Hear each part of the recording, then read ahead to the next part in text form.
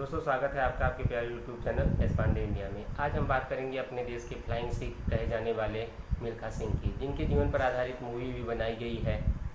उन्होंने जीवन में महान बुलंदियों को हासिल किया और बहुत बड़ी उपलब्धि प्राप्त की। भारत सरकार ने उन्हें पद्मश्री से भी नवाजा और उन्होंने रोम ओलंपिक से लेकर के कई खेलों में भाग लिया और अंत में उन्हें उपाधि लाहौर में वहाँ के जनरल ने फ्लाइंग सिख से नवाजा। किंतु यहाँ पर कहने वाली बात है कि उन्होंने जीवन में बहुत कुछ हासिल किया, लेकिन फिर भी उनके मन में कुछ बातें रह गईं। जिन्होंने जो मूवी बनाई गई उनके जीवन पर आधारित भाग मिल्खा भाग, उसके सेट पर उन्होंने जाहिर किया। आइए एक वीडियो है जिसमें उनके जो उद्गार थे, आइए हम उसको सुनते हैं और जानते हैं। मत घबरा इन तूफानों से, ये तो चलते हैं तुझे ऊपर उठाने के लिए, कि हाथ की लकीरों से जिंदगी नहीं बनती। अगर आप ये सोचो किसी भी लाइन के अंदर, अगर आप ये सोचो कि आप जाके ज्योतिषी को ये हाथ दिखलाओगे और ज्योतिषी आपको बड़े से बड़ा आदमी बना देगा, मैं इस बात को नहीं मानता। वो शेर ये है कि हाथ की लकीरों से जिंदगी नहीं बनती, अज़म हमारा भी कुछ हिस्सा है जिंदगी बनाने में। अज़म उर्दू का लफ्ज है जिस आदमी के अंदर विल पावर है, जिस आदमी के अंदर हार्डवर्क करने का मादा है, वो जमीन से उठ के आसमान को छू सकता है। ये मेरी बात याद रखो।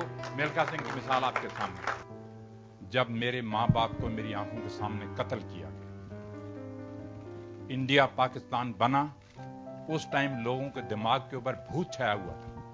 यहां से गाड़ियां कटी हुई जा रही थी और वहां से गाड़ियां कटी हुई आ रही थी। तो स्पोर्ट्स एक ऐसी चीज है कि ये चीजें नहीं हम चाहते। मुझे मालूम है कि जो कुछ पाकिस्तान में हुआ, मगर फिर भी वो दिन मैं नहीं भूलता कि पंडित जी ने मुझे बुलाया, मुझे इनविटेशन आया पाकिस्तान के मिल्खा सिंह जी, आपने वहां पे दौड़ना है लाहौर के अंदर। 1960 की बात मैं आपको बता रहा हूं। मगर मैंने पाकिस्तान जाने से इनकार कर दिया। क्यों इनकार किया? क्योंकि वो जब उस रात का सीन मेरी आंखों के सामने आता था कि किस तरह से मेरे मां बाप की गर्दनें उतारी जा रही हैं, किस तरह से मेरे बहन भाइयों को मारा जा रहा है, तो वो चीज जब सामने आती थी तो दिल दहल जाता था और मैंने कहा कि मैं पाकिस्तान नहीं जाऊंगा। और आप लोगों ने ही पेपर में छापा कि मिल्खा सिंह ने पाकिस्तान जाने से इनकार कर दिया। मगर पंडित जी ने मुझे बुलाया। पंडित जी ने कहा, मिल्खा जी नहीं, हमारा पड़ोसी देश है। स्पोर्ट्स जो है ये प्यार बढ़ाती है, भाईचारा करती है, हमने जाना ही जाना है पाकिस्तान। तो नेक्स्ट डे आप लोगों ने अखबारों में छाप दिया कि मिल्खा सिंह मान गया और पाकिस्तान जाएगा। जब मैं वहां पे गया, मुझे याद है कि वाघा बॉर्डर के ऊपर उन्होंने फूलों से जीप सजाई हुई थी। उस जीप के अंदर मुझे उन्होंने खड़ा किया। दोनों तरफ सड़क के बच्चे और पब्लिक सारी खड़ी थी। करीबन 15-16 किलोमीटर का डिस्टेंस है वाघा बॉर्डर से लाहौर का। और जीप के अंदर मैं खड़ा हूं, तिरंगा झंडा और पाकिस्तान के झंडे इस तरह से लहरा रहे हैं और मिल्खा सिंह के नारे लग रहे हैं। जब मैं वहां पाकिस्तान पहुंचा, होटल के अंदर जाके देखा, एक पेपर पड़ा था, एक अखबार पड़ा था जिसके अंदर लिखा हुआ था मिल्खा सिंह और अब्दुल खालिक की टक्कर, इंडिया और पाकिस्तान की टक्कर। वो जब चीज मैंने पढ़ी, मेरे दिल के अंदर मैंने कहा, यार ये चीजें इनको नहीं छापनी चाहिए। हम यहां किसी और काम के लिए आए हैं और ये चीज इन्होंने छाप दी है यहां। छोड़िए इन बातों को। जब लाहौर स्टेडियम के अंदर दौड़ने के लिए गए, 60,000 आदमी वहां पे बैठा था। 60,000 आदमी जब बैठा था तो वो सिर्फ मिल्खा सिंह और अब्दुल खालिक की दौड़ देखने के लिए आए हुए थे। मेरे से पहले, मिल्खा सिंह से पहले, मैं थोड़ा सा आपको जिक्र करना चाहता हूं कि अब्दुल खालिक जो था वो एशिया के अंदर, वर्ल्ड के अंदर माना हुआ रनर था जो पाकिस्तान ने प्रोड्यूस किया था। जब वो टोक्यो में मेरे से हार गया एशियन गेम्स के अंदर फोटो फिनिश के अंदर, तो पाकिस्तान ने मुझे वहां बुलाया लाहौर के अंदर कि नहीं, वो गलती से अब्दुल खालिक वहां हार गया है, मगर यहां अब आके उसने यहां लाहौर के अंदर आके दौड़े हमारे आदमी के साथ। तो मुझे याद है कि 200 मीटर के जब स्टार्ट होने लगी रेस, जनरल अयूब वहां पे बैठे हुए हैं, 60,000 आदमी स्टेडियम के अंदर बैठा हुआ है। जब रेस शुरू होने लगी तो ऐसे सन्नाटा छाया हुआ था कि जैसे एक भी आदमी स्टेडियम के अंदर नहीं बैठा हुआ। रेस शुरू होने से पहले 2-3 मौलवी आए वहां से, पौड़ियों से उतरे, नीचे आए,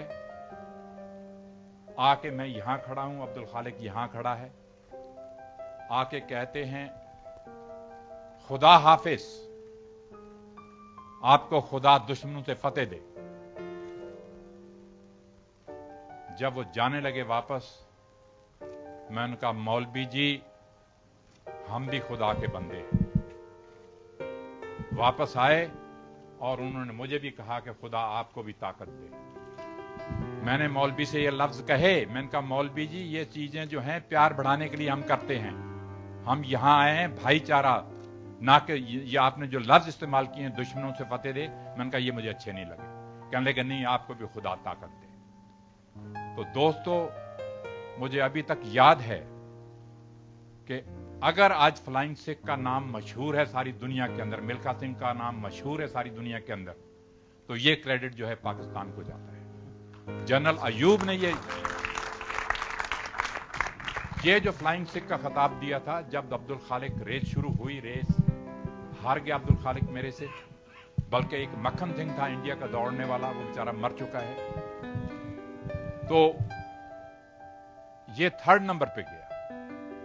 तो जब जनरल अयूब विक्ट्री स्टैंड पे आए मेडल डालने के लिए, तो हम खड़े हैं वहां पे, और जनरल अयूब के ये लफ्ज थे कि मिल्खा जी, पंजाबी में बोलते हैं वो, कहते मिल्खा जी अज तुसी पाकिस्तान दे दौड़े नहीं, तुसी पाकिस्तान दे आके उड्डे हो, तुहानू पाकिस्तान फ्लाइंग सिख का खिताब देता है। तो ये एक बहुत बड़ी बात थी जनरल अयूब के लिए ये बात कहनी। और फिर मुझे अभी तक याद है कि उन्होंने कहा, मिल्खा सिंह को कहा जाए कि एक स्टेडियम का चक्कर लगाए, लोग देखना चाहते हैं। तो जब मैंने स्टेडियम का चक्कर लगाया, ये आप लोगों ने छापा है कि वहां 10,000 औरत बुरके वाली भी बैठी थी, और उन्होंने बुरके उठाए और देखा कि ये सरदार ने कमाल कर दिया यहां पे आके। तो दोस्तों मैं आपसे ये कहना चाह रहा था कि ये जो फिल्म बनाई है इन लोगों ने, मुझे दोबारा जिंदा तो किया ही किया है, मगर मेरी आखिरी ख्वाहिश ये है कि हमारे हिंदुस्तान में से कोई ना कोई ऐसा नौजवान निकलना चाहिए, लड़का या लड़की, जो आगे बढ़े और हमारे देश का तिरंगा झंडा जो है वो ओलंपिक खेलों के अंदर लहराए। मैं थोड़ी सी हिस्ट्री आपको एथलेटिक की बताना चाहता हूं, ये इन्होंने जिक्र किया है।